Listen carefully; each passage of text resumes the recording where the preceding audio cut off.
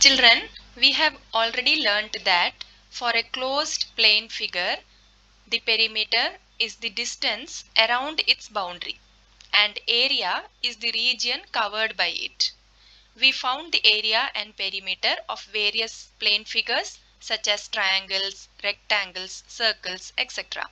Now we will see the areas of some other closed shapes like quadrilateral, rhombus, trapezium. Let us start from quadrilateral. Area of quadrilateral. So all of you know what is a quadrilateral. It is a four-sided polygon.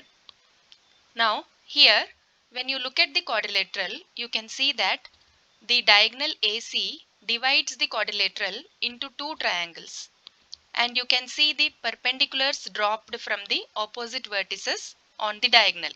So if you take the areas of the triangles separately, you will get half base into height. So diagonal will become the base. So half d into h1. Again for the next triangle you will get half d into h2.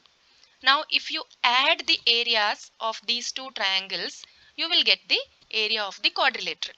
So finally you can say that area of quadrilateral ABCD is equal to half d. You can take d as common and then create a bracket and write h1 plus h2.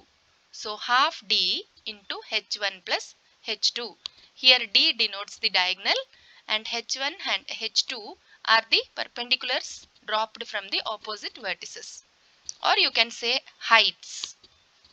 This is the formula for area of quadrilateral. Now we will see what is the area of a rhombus. So first let us recall what is a rhombus.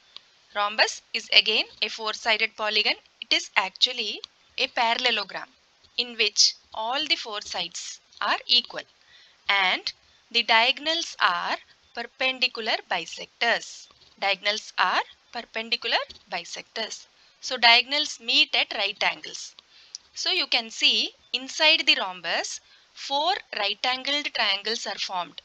So if you separately find the areas of these four right-angled triangles, you will add and you will get the area of the rhombus. You can add all those areas, you will get the area of the rhombus.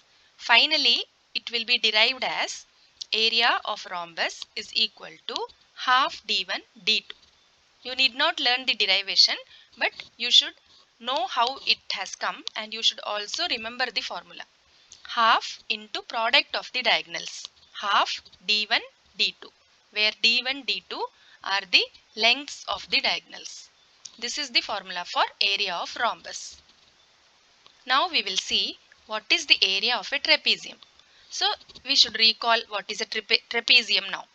Trapezium is a quadrilateral in which you have only one pair of opposite sides parallel. Only one pair of opposite sides parallel. So formula for area of trapezium is half h. H is the perpendicular distance between the parallel sides. H is the perpendicular distance between the parallel sides into a plus b.